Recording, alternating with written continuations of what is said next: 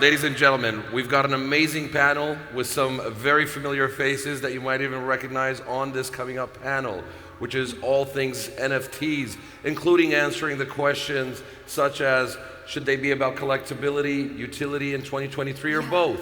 So, ladies and gentlemen, without further ado, please help us welcome to the stage our panelists, moderated by our lovely Jenny Zheng.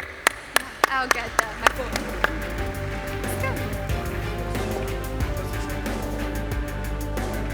Our lovely panelists, please make your way up.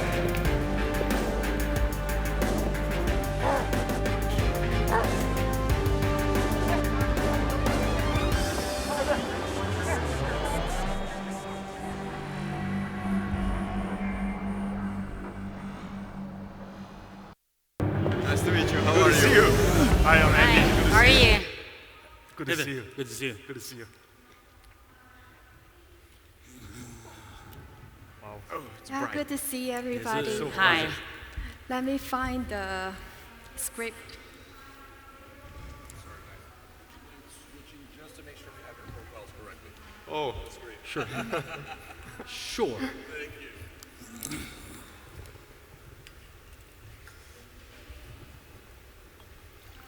Okay. So today the panel will be about NFT in 2023. Just now Omar has mentioned a little bit about it, whether it will be collectibles is still the thing, whether it will be like PFPs or NFTs with utilities. So let's get started. Before we get started, can we do a self-introduction? Like you give the audience a little bit of yourself and what you do and your project maybe as well? Okay, well, my name is DaVinci Jeremy. I'm a software developer. I've been in the crypto space since 2011 when I started a YouTube channel back in 2008. And, sorry? Okay, anyways, I started a channel in 2008, and then somebody said, hey, DaVinci, what do you think about Bitcoin? And as a software developer, I looked at it and said, this is a scam, man. I'm going to prove this is a scam. And I took a look at the source code, and I realized, oh, darn, this is going to work. And so my first video about Bitcoin was like, oh, every once in a while, something comes around that makes poor people rich because they bought it really, really cheap. This is one of them. And the price was around, $1 at that time. And I knew it was going to be the next biggest thing. And so I'm famous from actually a video I did in 2013 because nobody believed that Bitcoin was going to work. And I said, listen, just put $1's worth of money into Bitcoin because it's nothing. It's going to do well. Bitcoin's going to do well. Just put $1 in it. And that video went viral. So that's what I'm famous for. Wow, that's very early. So, Mate? Mate, sorry. No, say wrong. So unfortunately, I'm not that early as is DaVinci, but pretty much found out about Bitcoin in 2013. It was interesting because I was sitting home in front of my computer reading news, and there was a news article about Bitcoin and how people tried to get Bitcoin in Cyprus because there were some sort of bank run in Cyprus because of the government wanted to seize people's money from the bank accounts. And it's quite interesting, if there is something happening in your home country, the government has the right to seize your money to use it for their own purposes. And some similar story happened at Cyprus, but a bunch of people knew about it, and they tried to escape their, the fiat system into Bitcoins, and the article was just about that. And my father was an accountant and like a tax advisor at that time, and I called him and I told him, I was like, hey, have you read this article about this magic internet money? That's like how I looked at it, because it was and still is a magic internet money. And we really started to get into it, and back in 2013, home mining was a very big thing, even though with the ASICs, most of the ASIC manufacturers were screwing up people because the demand versus the supply was really off. But anyways, we started doing some home mining. and then I changed my direction into something else, which was a media company called Bitcoin. It's still around. It's one of the biggest news sites in the industry. And in 2017, I met with Roger Ver, who is called Bitcoin Jesus, and we co-founded Bitcoin.com together. And then I run that company for 5 years, and today I'm working on 2 new projects. One is Meta News, which is again a news company, and also Altcoinist, which is a Web3-based review platform. It's a long story, but it's all about. I believe at this point it's all about Web3, to be honest, for the future, and Web3 and NFTs go hand in hand. So. Cool. Stephanie, tell me about yourself and your project. Sure.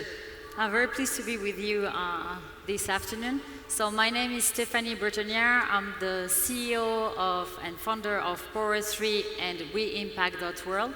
I'm a Web3 impact catalyst, and I entered into the field of Web3 3 years ago, actually. And what is really interesting to me is how we can bring impact within the organization, leveraging technology, so Web3, but also AI, intelligence, automation, and it's a compilation actually of technology that enables you to break silos and bring even more impact in your organization, more efficiency and profitability. So I started to work on the way we can leverage utility dynamic NFTs. I'm not going to go too far in the details, but because we are going to talk about that. But it's very interesting, the different, to understand the different use cases on how we can leverage NFTs, and specifically the one that bring utility. Cool. Andy. Sure. So I'm Andy. I'm based in Singapore. So what do I do? It's a very complex reply. So on the site, I give a lot of different advice to government. So at the peak, I give advice to 22 countries, telling them about crypto regulations, productivity, crypto bills, and so forth. Then right now, if you Google my name, I'm still actively giving advice to Mongolia, and I am also an advisor to Bybit. I look after government relations, so that is the more governmental side of things. And of course, the more profit-making the things that I'm doing, I'm actually a fund manager. Before crypto, I'm actually investing into healthcare. Since 2017, it's all the way crypto. We have invested in more than 200 over projects, in the last 5 years. And I think that the ecosystem right now is 100% ready for new projects, better projects, or even Web4 projects that I mentioned during my keynote speech. So this is who I am. Oh, yep. I'm also a book author, so I just wrote a book about NFT from zero to hero. So that book itself sold about 8,000 copies, and I hope to still continue to push new education, new literature into the space. Thank you. Yeah, and that book, NFT from Zero to Hero, you can buy it and purchase it on Bybit NFT Marketplace. And our next question is, what do you guys think of the current NFT market? And how does NFT evolved for the past few years? Well, I remember telling people in the early stages of NFTs that this was going to be the next big thing back in 2020, August 2020.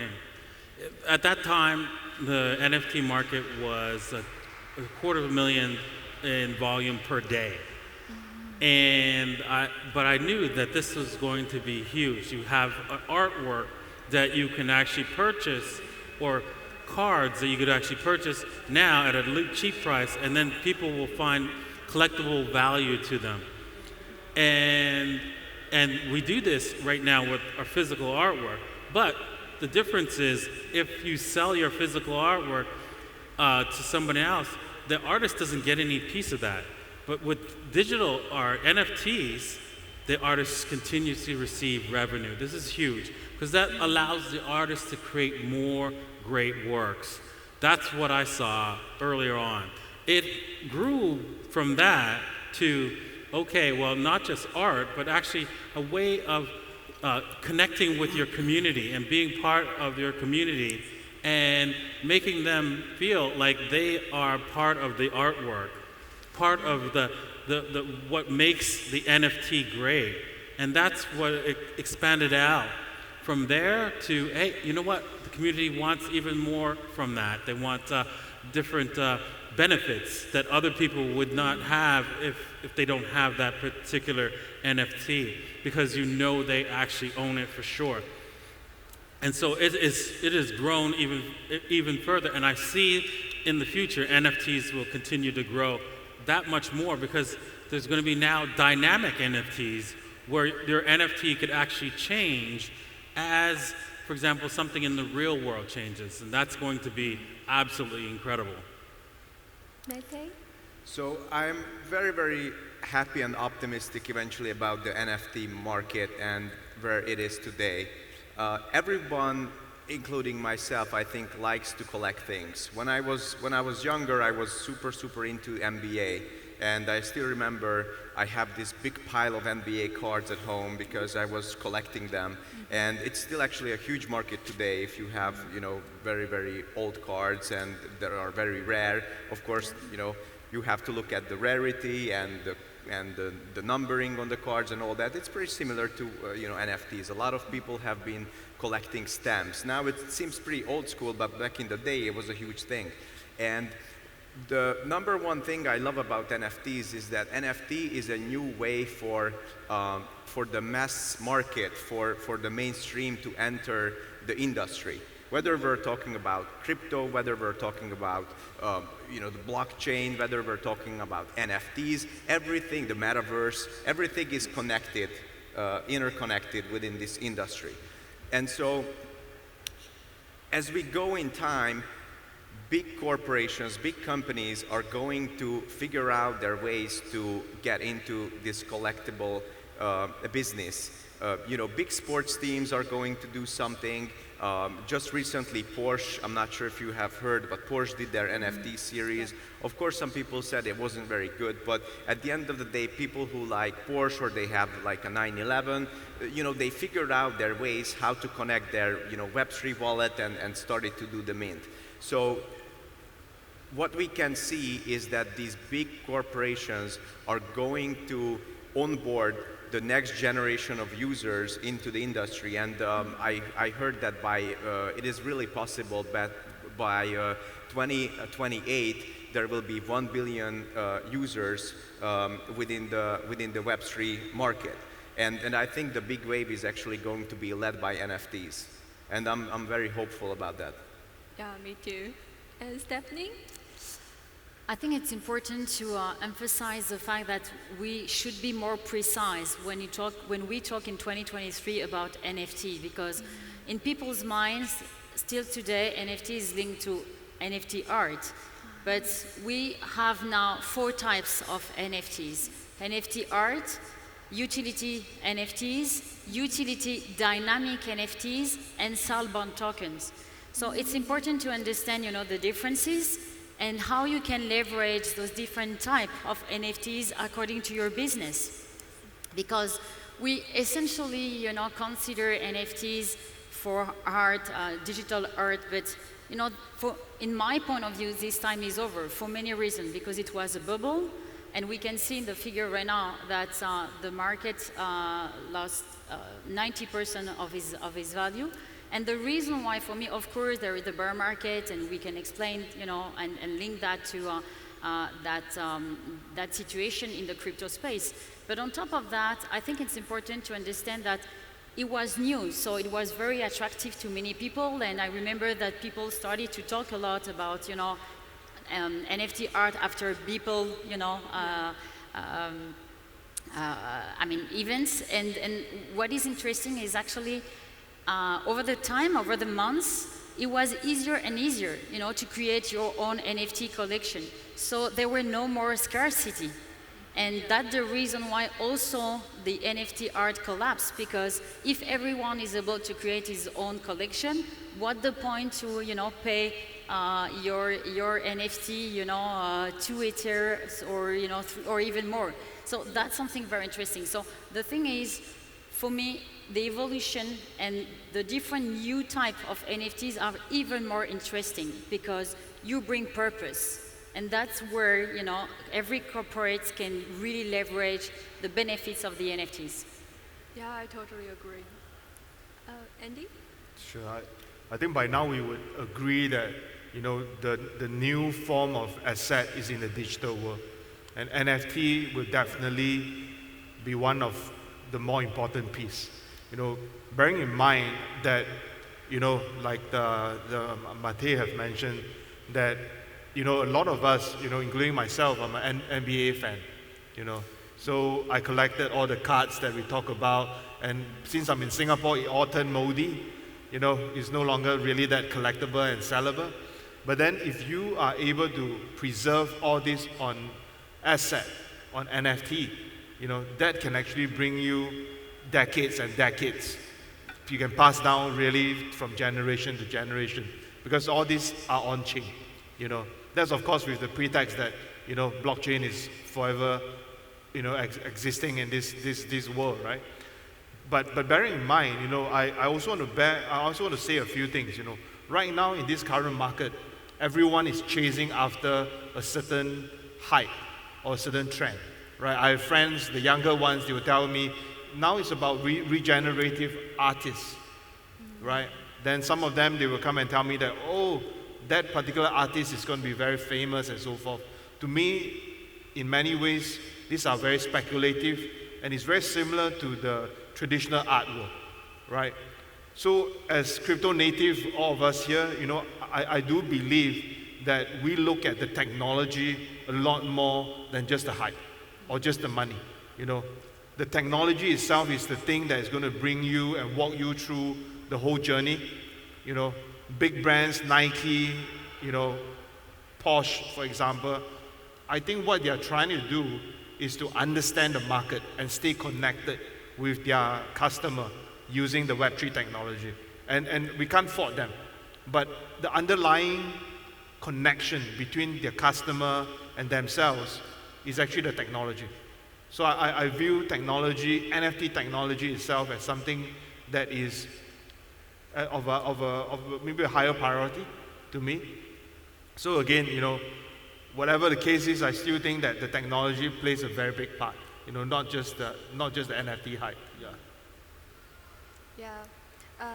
Actually, I used to work for the Bybit NFT marketplace, but now I work for the Bybit Web3, but it's kind of similar.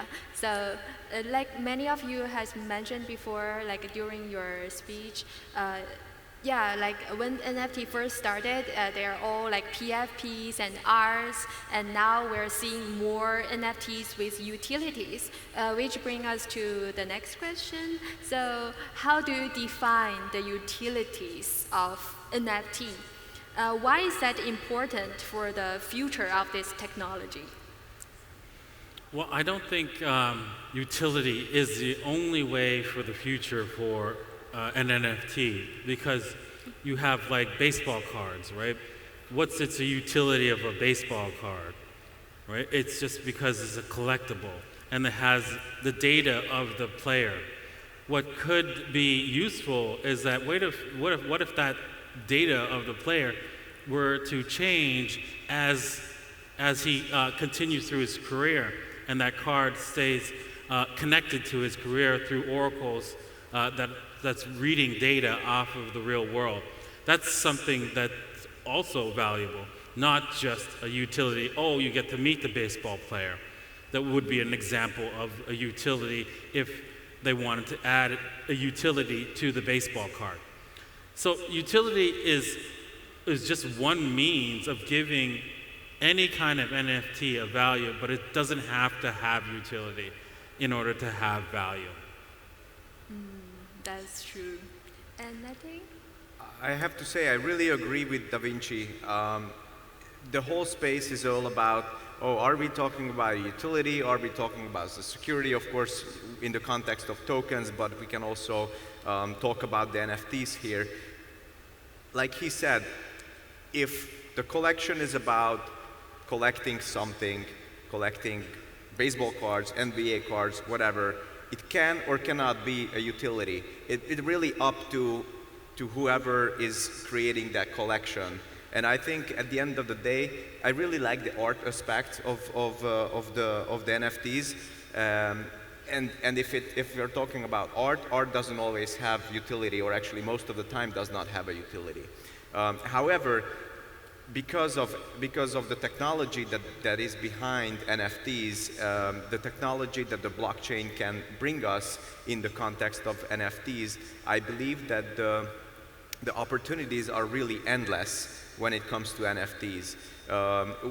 Just to give you an example, I definitely believe that the world is going to see the luxury market embracing this technology from multiple aspects. As an example, you can really easily connect the high-end luxury watch industry into the NFTs. People like watches. And right now there are huge problems with authenticity when it comes to the watches. There are ways for these companies to connect the watch with an NFT and make it a collectible NFT, but also at the same time the utility of the NFT would be to provide authenticity for the watch. And I think that's a very interesting element to it. And of course, Porsche is, like I mentioned about the Porsche NFTs, they are also doing something similar, where if you are going to be holding an NFT, you will be able to join some special events with Porsche. But I really see the utility for NFTs happening in the sports teams. As an example, to get access to special events for those teams, or to unlock special contents. It would be very interesting for DaVinci to elaborate on his content creator for people to follow. As an example, if you're a big fan of Ronaldo and you're holding his NFT card, you can unlock his special interview, just as an example of a utility. But I think, like I said, the opportunities are endless when it comes to utility for NFTs. Okay, Thanks what's your view? Thanks for the transition, Maddie. Because I've been working in the luxury and fashion industry for the last 25 years. And definitely this is an industry, also, the retail, I mean, we can really consider this in a broader space. But the utility is huge. And we should consider NFT, as DaVinci and Maddie say, not only for the collectible and tradable aspect, but also for the non-tradable aspect, where we can bring a lot of utility. We've mentioned about the authentication, but what is important is we need to make sure that we create a real link between the NFT and the product, because otherwise we can have big issues of swapping product, and you still, at the end, bring a lot of confusion within the market, because you never know if you finally buy a real product, a real, authentic, genuine product or not. But in terms of other example of utility, it brings also the opportunity for the brands to bring new services, new experiences toward their community or their clients. And you can also leverage those utility, and especially the utility dynamic NFT, which means that you will get an NFT and you will encapsulate within this NFT some ongoing information, some updates that will provide a track record on the product. So it could be used as well a lot to push and emphasize the development of the circular economy, the second-hand market or pre-owned market, especially in the luxury industry right now. And the example of the luxury market, luxury watch market, is very interesting. The value and the volume of the second-hand market is higher than the primary market. But we need to make sure to solve the problem of authentication. In Europe as well, there will be new regulation coming between, this year to 2025 regarding transparency, traceability, and sustainability. You will have to bring information regarding the sourcing, regarding the way your product is produced.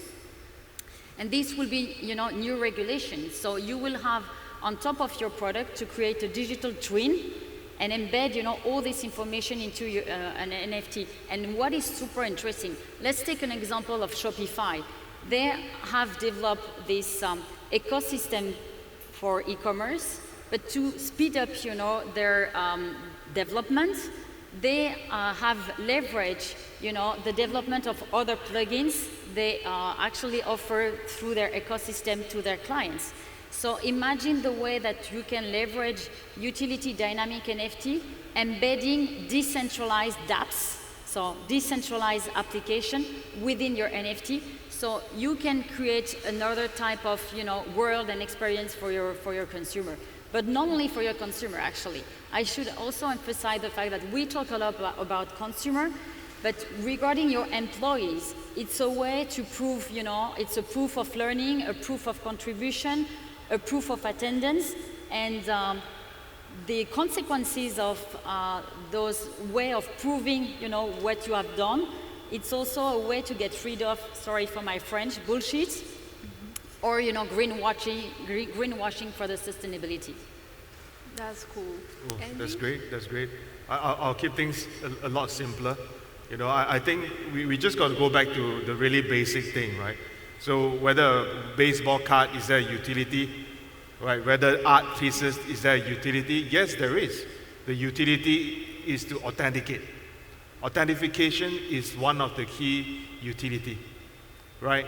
So whether or not you are in the maybe luxury brand, Rolexes, for example, they adopt NFT because they want to authenticate their product. Steph mentioned about Shopify, understanding the client, rewards program perhaps.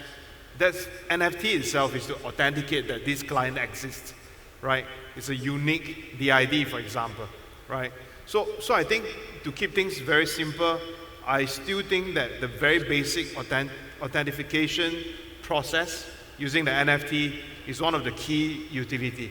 Whether or not you can bring your NFT to a posh party, to a a gallery opening, it's all about to authenticate that this piece of NFT exists, right? So I think going back to the basic, that would actually solve a lot of these myths in the industry. I talk to many different consultants. They keep things really complex, but the actual fact is just really simple. Simple NFT. You can just simply imagine that it's just for authentication. You can actually open a lot of different doors. From ticketing, like today in the event, to luxury goods, to again baseball cards. The whole process is the same. It's just the added technology layer on it that makes it more unique. That's my few cents worth. Yeah. That's cool. Our next question is, can you give us some examples of a successful NFT project that prioritize utility over collectibility? What makes a successful NFT project? Well, we all know Bored Ape Yacht Club Yes. is one of those successful projects that combine the artwork and utility together. They made silly artwork, of course, but at the same time, they provided a lot of utility. They did a lot of things, right? You can have access to parties, you can get these tokens, and so much more, which ended up causing this particular NFT to do amazing valuation. And then, of course, they actually allowed you to create other NFTs, and with this serum and so forth. I mean, it was an amazing project that did extremely well. Now, does it mean all NFTs have to do exactly what they did? No. They can actually, like, for example, an NFT can be proof of attendance of a great concert. Someone could just own, if they sell a concert ticket as an NFT, you can say, oh, well, I went to that concert, and here's my proof that I actually was at the concert. And it was an amazing concert. And then you could actually maybe even trade that to someone else. Now, with NFTs, there's also soul-bound NFTs. where it's actually attached to your wallet forever, and that can be ensured that, hey, you know what, you did go to the concert and not somebody else, as an example. So there's going to be a lot of different features in NFTs. In fact, I have my own NFT called Davitar, and yeah, I'm wearing one of the Davitars right now. And one of my utilities for my Davitar is just, hey, you get to have access to me, or you have access to a lot of my, my tokens and a few other things that are basically what my audience really loves about me. So that's why I use my NFTs collection for. It's a small amount so that so the value continues to go higher. Oh, I really like your shirt and your shoe. Thanks. The shoe is so cute. Yes. It's also from the NFT collection. I really love DaVinci, how consistent he is with his branding, because Bitcoin is really everywhere on his clothes and swags and everything. So not quite. I got Monero. Oh. A full set. Yeah, absolutely. I mean, there are thousands, if not tens of thousands of projects out there in regards to NFTs. I don't know the exact number. I know that there are over 22,000 different crypto projects on total. I think that's one of the latest numbers on CoinGecko. It is very, very, it's getting huge and getting mainstream. It is very difficult to pick one that I believe was very successful. The way I look at it, though, is that most NFTs, just like you mentioned, really just started out as art, and there were some great arts, and there were some great mints. But then everyone started to do them, which eventually flooded the market, which I think it's fine, because I truly believe in the free market. Everyone can do their own thing, whether you like it or not. If someone likes it, they'll buy it. If not, then it's just not going to do well. And the way I really think about that is, at the beginning, it was just all about art. It was all about the trades. And later, the smart people started to figure out that, just doing that is not enough. The collectivity aspect of it is not enough, so then they started to really brainstorm about how to make it useful, and that's where the utility phases really to start coming in. I think one of a good example is with the monkey NFTs. At the beginning, there were not really utilities, and then slowly they started to introduce their roadmap in regards to the parties, in regards to the metaverse that they are creating, and people really got excited about it. But I think the most important aspect of it, which goes really hand in hand by the utility, is the community behind the project. People who actually believe in the project as well. So that's what I find really important and useful. Stephanie? Yeah, I totally agree with Mate regarding regarding and just to jump as well on what Andy say, it's one of the easiest way to start, leveraging Web3 and making sure that you own your audience. And a lot of brands have a lot of followers on their social media, but they don't own that audience. They rent it to Instagram, they rent it to Facebook, and that's important as a brand to make sure that you own your audience, because this will be a way for you to collect very important data to really understand, what your consumer expect from you, and start to go from a very brand-centric approach to a very consumer or a client-centric approach. And it's a new way, to interact with your clients, building a community, a Web3 community. And it's totally different, with the way you deal with social media. And that's something that brands are not used, because they have to share a bit of their power. They have to share also, and this is something that we'll talk later, but a bit of their revenue to make it appealing, to create that sentiment of community, and get a chance to your end consumer, your follower, to contribute to your brand. And that's something that is very interesting, is we will shift from a very let's say, egocentric approach to something that leverage actually the collective intelligence and co-creation. And within, the creator economy, that's a tremendous opportunity for the brands to leverage actually their ecosystem. So it's not only, their follower, their clients, but also their employee and their partners. So the possibilities are huge. And another utility we can emphasize here is the fact that for the first time, they will be able to track the omni-channel customer journey and get to understand, where the customer interact, when and how within, the overall journey. Okay, I think the time is up, but I'm going to give a really quick reply. Utility over collectibility. I think there's a lot of projects, but I'm not here to advertise them. I look at some projects who are more ticket-driven. Some of them are into a discount code using NFTs. I think such projects, they are actually looking at utility a lot more than just having it just as a collectible. So again, we need a balance of different players to balance out the whole ecosystem. Not everything is about hype.